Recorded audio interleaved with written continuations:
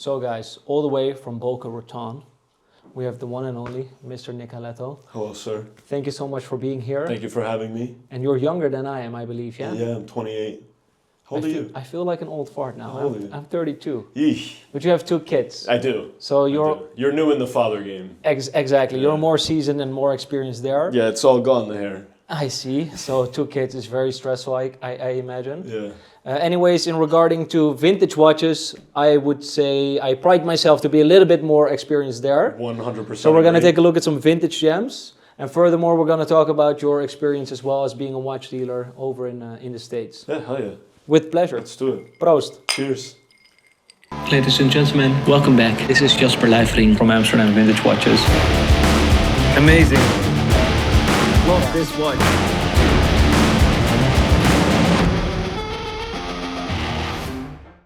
Okay, so for the people that don't know you yet, you put out some cool content. You have a strong clientele, some American celebrities, as well as some nice connoisseurs of both contemporary as well as the more vintage style watches. Absolutely. I think we're getting a lot more into the vintage style watches. I've mentioned in videos in the past that the US could be a bit behind with trends and things like that, and I think we're following suit into like what Europe does. Like a lot of people will hear me say that I love the 36mm watches, Which is one of your best viewed reels. videos. Yeah, that you, absolutely. Yeah, that absolutely. you advocate for the Yeah. 36mm as opposed to the 40mm. But we've gotten a lot of positive feedback, as well as a lot of people who are like, I'm 6'2" and 280 pounds. I could never wear a 36mm watch. They have to tell everybody online how Well, big there they are are. more people like that in the States. Yeah, absolutely. Yeah, there's definitely the 280 pounds. But yeah, no, we're definitely delving into the vintage watches, and I have really mostly you to thank for that, because I don't want to sound like I'm glazing him, but I'm pushing the fact that a lot of it's much more interesting than the modern things that we've been selling for years. Yeah, because I'm happy you acquired a trio over there. Yeah. Can you please explain to the audience what you just purchased? So we purchased 3 36mm day dates from Jasper and from the guys at Amsterdam Vintage Watches. So that's Stella dial with diamonds in green, and it's in gorgeous condition, really, and you very rarely see the color them. is so rich. It's very rich. That's the word, exactly. It's a very, very rich green.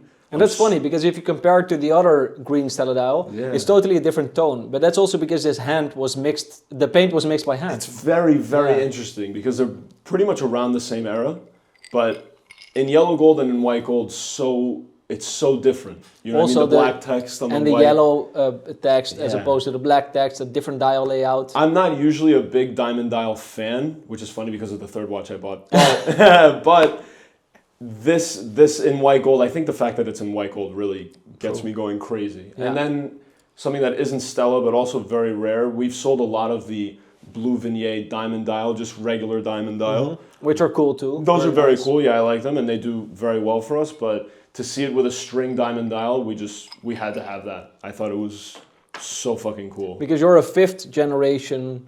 Fifth jeweler. generation, yes. We're jewelry people. My father's a bench jeweler. His father was a bench jeweler. So just like with me. Yes, but we both didn't jump into the bench jewelry aspect. Our hands are clean. Mainly because I fucking suck at that. Yeah, You know, well, so I can't make anything, so I had to sell something. there's no creativity really in my brain and my hands. It just doesn't work. Marketing-wise, you're very creative. Oh, I appreciate You it. gotta follow this guy on Instagram, because I like the way you conduct yourself in the videos. It's very engaging, and I think from time to time a little bit, I wouldn't say controversial, but it grabs your attention, so you know how to play the algorithm. I think that works very well for I you. appreciate that. I actually can say the same for you, because as I met you now, it's like you don't really think that this guy is going to be like the same guy on camera, but a lot of people, when they come into the store, they're like, oh, you're the same guy, you know, I curse, I fucking, you know, whatever, we And that's mess nice, around. because people think they're buying a watch from even though they come to you the first time in your store, you have the feeling that you're buying the watch from a guy you know for years. Like you're buying a watch from a friend. I pride myself on that. Yeah, I try instead to of the professionalism, like being all stuck up, just be a little bit loose, enjoy the watches, have fun. It's not so serious. In the end, they're watches, right? This is all things I tell everybody all the time. Look,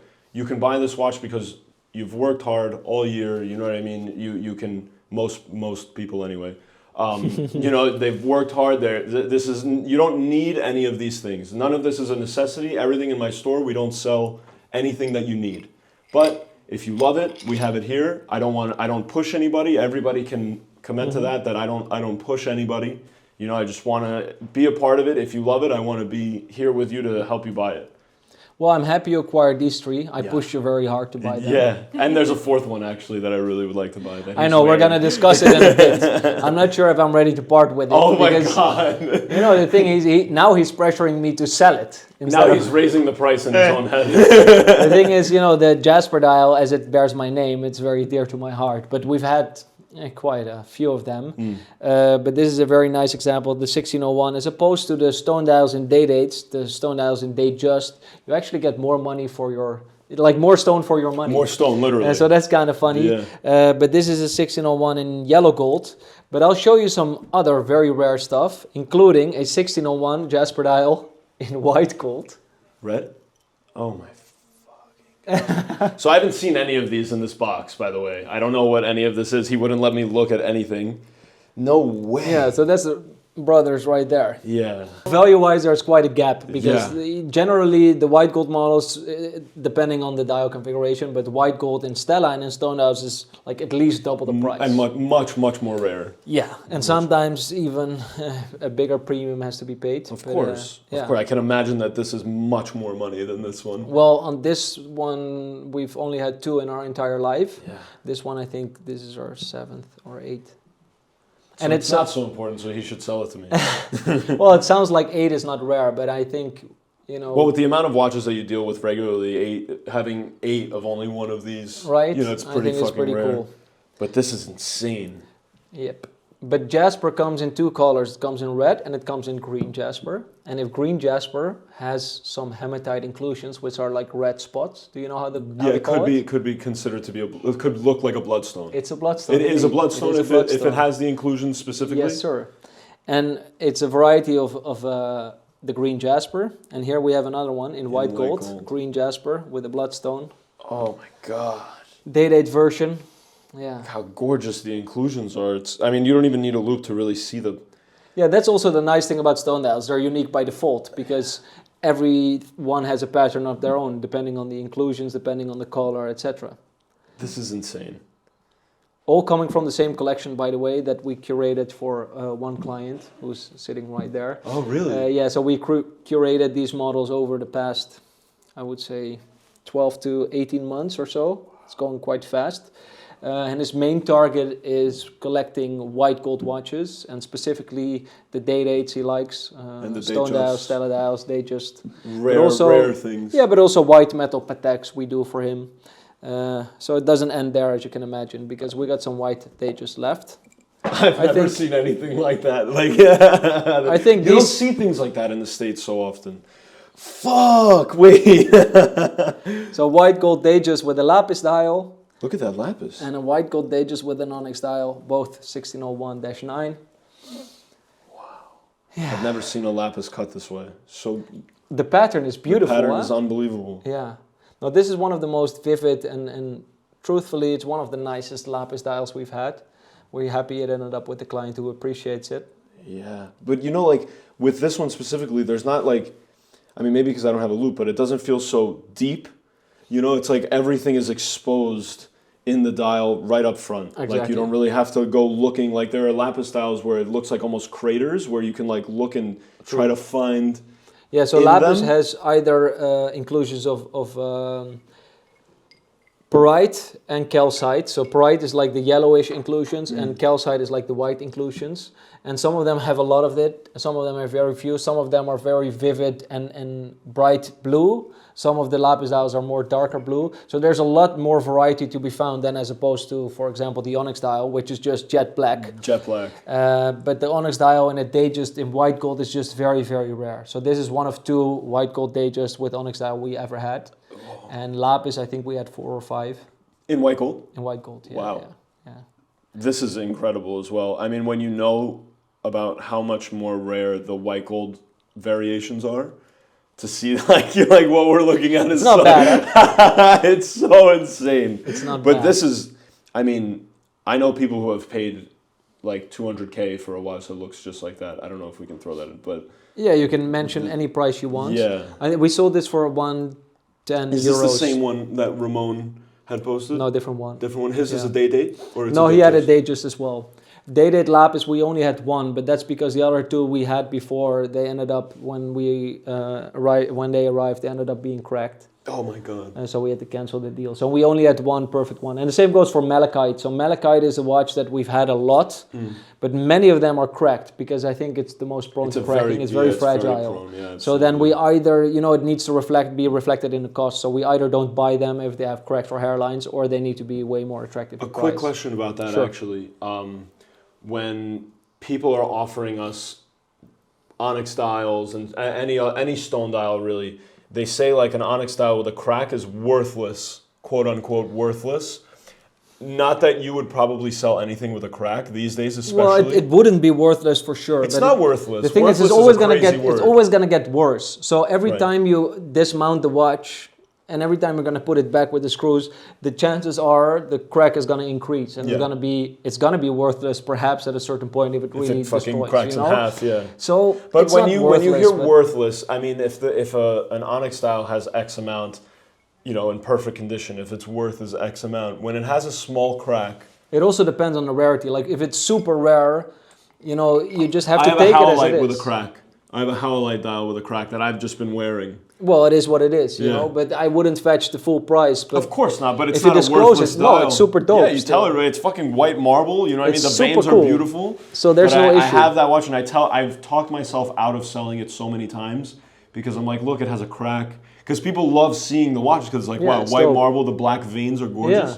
But then I'm like, there's a small crack in the top left. You need a loop to see it, but it is there. No. And then they freak out. They're like, I'm not going to buy it. It's like, okay, I'll wear it. I don't care. For me, that doesn't make sense. But if we're paying top dollar and we're offering, let's say, 200K for a white gold bloodstone, and we receive it and it ends up being cracked, then of course the deal's Completely done. off. It's completely off. off. So it depends. But if they would say like, okay, but we can do 130K, then it's a different story. Of then course. I'm like, okay, Take maybe 70K then off I'm the a price, buyer. maybe I would buy it. Yeah, That's the absolutely. difference. Absolutely. And then even I feel like it would be easier to sell the 200K perfect one than the cracked one for 130. 100%. You have to talk the client into like, look, I know it's cracked. Yeah, And blah, blah, just blah. if there's a but to a watch, it's It's always harder to it's- sell. yeah, it's borderline People don't over. want to hear like, oh, it's a great watch, but Yeah. then it's like, okay, never mind. The people buying that watch aren't really on a budget. Like the 20K, 30K difference isn't going to change That's their also life. the They'd thing. rather have the perfect one. So if we're looking at the client who acquired these among many others, we're very happy to have him as a loyal client. But he has a keen eye for quality,